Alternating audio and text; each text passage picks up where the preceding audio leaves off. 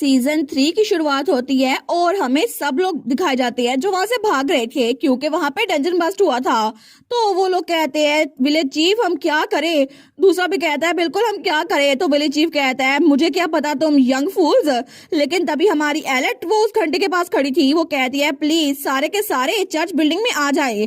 तो वो लोग कहते हैं विलेज चीफ क्या हम उस पर ट्रस्ट करें। तो वो विलेज चीफ कहता है क्या बिल्कुल नहीं। आखिर तुम लोग एक स्ट्रेंजर पे ट्रस्ट क्यों करोगे। मेरी वाइफ ने कहा था कभी भी किसी स्ट्रेंजर को फॉलो नहीं करना। लेकिन तभी वहां उनके पास ही जमीन में से कुछ निकलता है और वो था एक मॉन्स्टर जो उस विलेज चीफ को खाने लगता है। लेकिन तभी वहां पर हमारी हीरोइन अपनी पावर यूज करती है और वो मॉन्स्टर वहीं पर मर गया था। लेकिन तब वो नीचे आती है और कहती है ग्रैम्स क्या आप सच में ठीक तो है ना। और वो तो वहां चमक रही थी। वो कहती है यहाँ पे सेफ नहीं है प्लीज सारे के सारे चर्च बिल्डिंग की तरफ जाएं।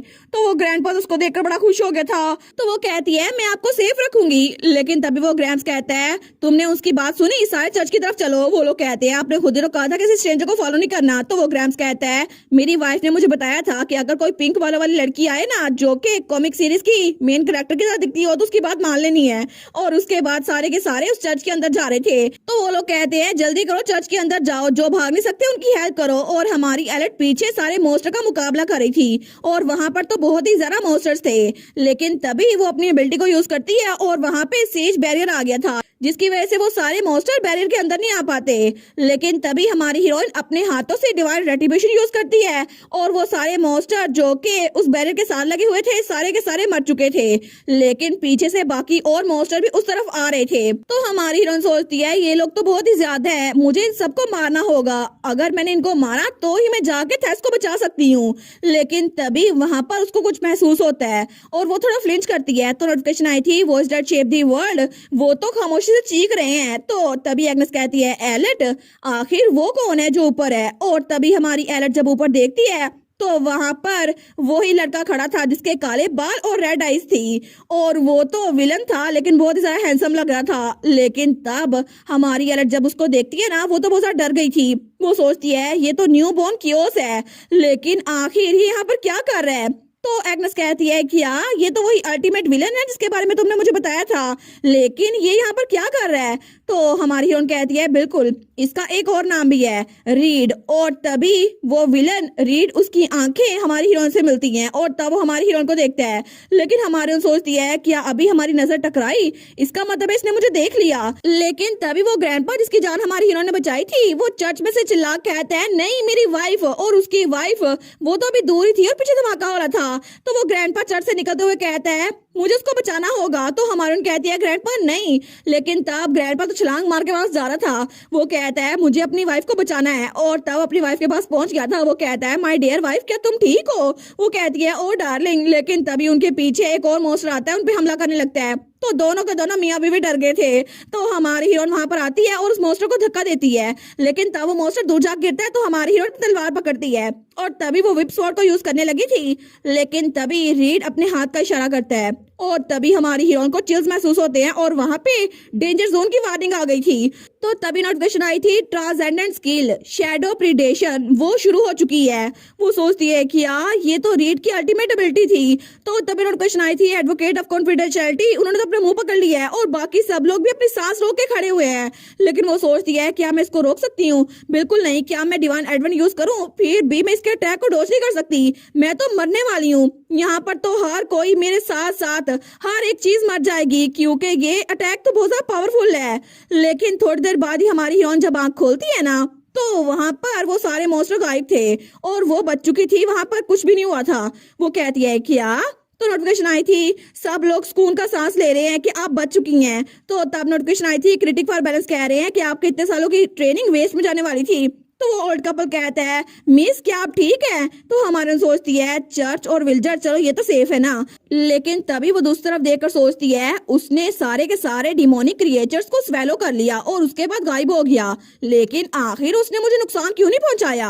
और तब पीछे से एग्नेस कहती है क्या हुआ है क्या उस विलन ने तुम्हारी हेल्प की है। तो हमारी हीरोइन कहती है मुझे तो खुद नहीं पता उसे तो मुझे नुकसान पहुंचाना चाहिए था। लेकिन तब वो कहती है आप लोग चर्च की बिल्डिंग के अंदर चले जाए मैं अभी डंजन में जाती हूँ और बॉस को मार के बाहर आ जाऊंगी। वो लोग कहते हैं कि लेकिन अकेले फाइट करना अच्छा नहीं है, तुम्हें हमारे साथ रहना चाहिए।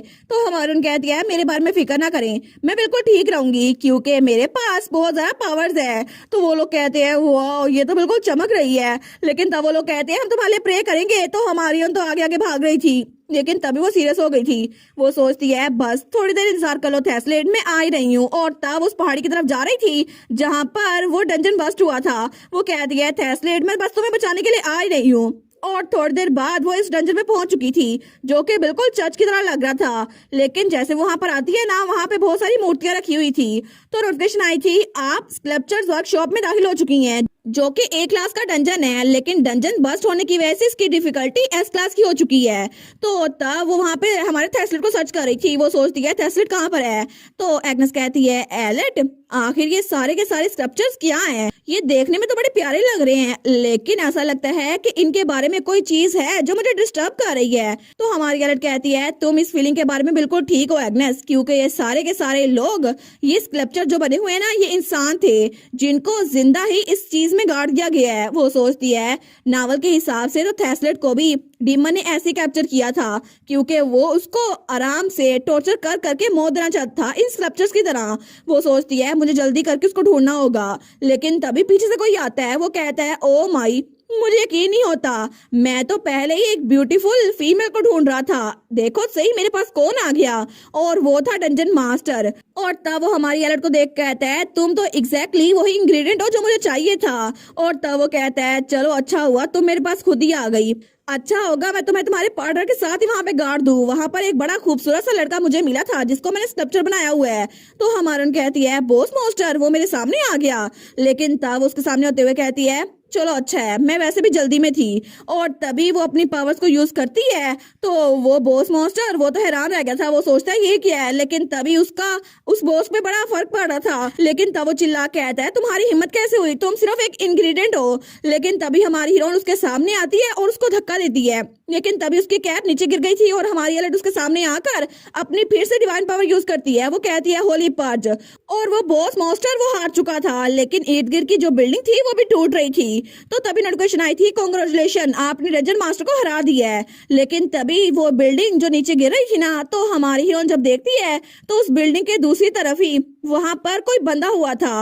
वो कहती है थेस्लेट और जल्दी से भाग के उसके पास जाती है। वो कहती है थेस्लेट, और थेस्लेट उसकी बॉडी में कुछ पंख गड़े हुए थे जिसकी वजह से उसको बहुत ज्यादा तकलीफ हो रही थी। लेकिन तब उसके पास जाती है। वो सोचती है नावल में इस सीन के बारे में कोई डिस्क्रिप्शन नहीं थी, 17 लूप वो तो सिर्फ 3 पेजों पर मुश्तमिल था। लेकिन तब वो थेस्लेट को देखती है जिसकी पूरी बॉडी पे खून ही खून था। वो सोचती है नावल में तो थेस्लेट की मौत के बारे में कोई डिटेल नहीं लिखी थी, बस ये बताया था कि वो तड़प तड़प के मरा था। लेकिन इसको अपनी आंखों के सामने ऐसे देखना बहुत ज्यादा पेनफुल लग रहा है। तो पीछे से एग्नेस कहती है उसका बहुत ज्यादा खून जाया हो गया है एलिट, मुझे लगता है वो पहले ही। तो हमारन कहती है बिल्कुल नहीं, वो जिंदा है, अभी भी वो जिंदा है। और तभी वो उसके पर देखती है जहां पर उसने स्कल्पचर किया हुआ था। तो वो उन परों को निकालते हुए कहती है मुझे माफ कर देना थेस, लेकिन ये बहुत ज्यादा तकलीफ देगा। और तभी वो एक पर को निकालती है तो थेस्लेट तो तकलीफ की वजह से चिल्लाता है। वो कहती है तुम सेफ हो थेस्लेट, प्लीज काम डाउन। और तब उसको हील भी कर रही थी, लेकिन वो कहती है बिल्कुल सब कुछ ठीक हो जाएगा। और तब उसने उसको गले लगाया हुआ था। वो कहती है मैं यहाँ पर हूँ तुम्हारे पास, सब कुछ ठीक हो जाएगा। लेकिन अभी तक उसने उसका एक ही पर निकाला था। वो कहती है तुम रिलैक्स करो। और थोड़ी देर बाद उसने दूसरा पर भी निकाल दिया था और थेस्लेट वो तो जमीन पे गिर चुका था। वो कहती है हमें जाना होगा। लेकिन एग्नेस कहती है लेकिन मुझे ये बताओ ये अकेला क्यों है, इसके साथ ही वो सारे रेडर्स वो कहाँ पर चले गए, हमें उनको भी बचाना होगा। तो हमारी हीरोइन कहती है यहाँ पर कोई भी नहीं है, इसकी हेल्प करने के लिए कोई भी नहीं है, क्योंकि सारे के सारे लोगों ने थेस्लेट को धोखा दिया और उसको इस हालत में छोड़ के चले गए। और तभी वो एक क्रिस्टल निकालती है जो कि टेलीपोर्टेशन क्रिस्टल था। और तभी जब उसको तोड़ती है तो वो लोग वहां से टेलीपोर्ट कर गए थे। लेकिन दूसरी तरफ एक सिक्का जमीन पे गिरता है जो कि सोने का सिक्का था। तो उसको कोई उठाता है और उसको अपने पास करता है। लेकिन जैसे वो पीछे देखते हैं ना, तो वहां पे पहाड़ी में तबाही तबाही थी। लेकिन तब हंसते हुए कहता है ही मैं जिंदा हूँ, मैं जिंदा भाई निकल आया। तो दूसरा कहता है बस करो जल्दी करो, हमें यहाँ से निकलना होगा। और सबके हाथ में एक एक सोने का सिक्का था। तो वो कहता है जी कैप्टन। और सारे के सारे वहां से भाग रहे थे उस जगह से दूर, क्योंकि वो सारे के सारे थैसलिड को उस जगह पे छोड़ के खुद भागे थे। और तब सीन चेंज होता है और हमें एक हफ्ते बाद एक घर दिखा जाता है जहाँ पे हमारी हीरोइन सूप बना रही थी। लेकिन तभी वो सूप को चेक करती है, वो कहती है ठीक है इसका टेस्ट अच्छा लग रहा है, लेकिन वो कहती है एग्नेस चेक करो क्या थैसलिड अभी तक सो रहा है। तो एग्नेस ऊपर आके चेक करती है, वो कहती है मुझे लगता है वो अभी तक जागा नहीं है, पूरा हफ्ता हो गया जब से हम उसको यहाँ पर लेके आए हैं। तो एलेट कहती है वैसे भी वो कोई आम सी मुश्किल तो थी नहीं, उसको रिकवर होने में थोड़ा टाइम लगेगा। तो एग्नेस भी कहती है बिल्कुल, इसको देखकर तो लगता है कि इसने बहुत ज्यादा मुश्किलात सही होंगी। तो हमारी एलेट वहां पर चॉपस्टिक रखते हुए कहती है लेकिन बात सिर्फ ये नहीं है, क्योंकि इस टाइमलाइन में थैसलिड ने बहुत ही ज्यादा सफर किया था और सिर्फ एक बार ही नहीं, बार बार इसके साथ यही होता रहा था। लोग इसको धोखा देते रहे थे। डंजन में भी जहां पर थैसलिड को छोड़ के जाया गया था ना, ऑर्डर ऑफ नाइट्स ने इसको अपने आप को जिंदा रहने के लिए बेच दिया था, जिसकी वजह से इसके साथ ये सब कुछ हुआ। तो एग्नेस कहती है क्या सच में ऐसा हुआ था? तो हमारून कहती है बिल्कुल, वैसे भी थैसलिड ने बहुत ज्यादा लाइफ गुजारी हैं जहां पर उसके साथ हमेशा यही होता था, लेकिन अब तो उसको यही लगता है कि पूरी दुनिया चाहती है वो मर जाए, लेकिन ऐसा बिल्कुल नहीं चलेगा, मैं उसके बारे में फिक्रमंद हूं तो मैं जाके खुद ही देखूंगी। तो वो सूप डालने लगती है। तो पीछे से एग्नेस कहती है अभी तक तो वो सो रहा है। तो हमारे ऊपर जाते हुए कहती है कोई बात नहीं, अगर वो सूप की स्मेल सूंघेगा ना तो क्या पता उठ जाए, क्या पता वो अपनी आंखें खोल दे। लेकिन जैसे वो ऊपर देखती है ना तो वहां पे हमारा हीरो वो उठ के बैठा हुआ था और बड़ा ही हैंडसम लग रहा था। लेकिन हमारी उसको देखती है, वो सोचती है थैसलिड। तो एग्नेस कहती है ये सच में जाग गया क्या? ये सच में तुम्हारे सूप की वजह से था? लेकिन हमारी हीरोइन थैसलिड के पास आती है, वो कहती है क्या हुआ है, क्या तुम्हें कहीं चोट लगी है, कहीं दर्द हो रहा है? तुम्हारे वाउंड्स तो मैंने ट्रीट कर दिए थे, लेकिन मैं फिक्रमंद थी कि तुम जाग नहीं रहे, और तुम्हारे शोल्डर्स अब तो वो ठीक है और ऐसा लगता है तुम्हें बुखार भी नहीं है। लेकिन वो इतनी सारी बातें करती है फिर भी थैसलिड कोई जवाब नहीं देता। वो कहती है थैसलिड, वो सोचती है कुछ तो गलत हुआ है, थैसलिड मेरी बात का जवाब क्यों नहीं दे रहा? तो नोटिफिकेशन आई थी, वो बार बार एक ही सिचुएशन से गुजर रहे थे, तो ऐसा लगता है कि उनको बहुत ज्यादा ट्रॉमा लग गया है, इसी वजह से वो कुछ बोल नहीं पा रहे। तो वो सोचती है 18 लूप में तो बिल्कुल ठीक था, अभी क्या हो गया है? लेकिन तब वो सोचती है ठीक है मुझे इसकी हेल्प करनी चाहिए। वो उसको सूप देते हुए कहती है अब तुम जाग ही गए तो इसको ट्राई करो, मैंने अभी इसको बनाया है। तो थैसलिड उसको घूर के देखी जा रहा था, वो उसके हाथ से वो खाता ही नहीं है। तो हमारे उसको देते हुए कह दिया ठीक है खुद ही खा लो, लेकिन खा तो लो ताकि तुम अपनी स्ट्रेंथ को रीगेन कर लो, और प्लीज इसको थोड़ा सा खा लो।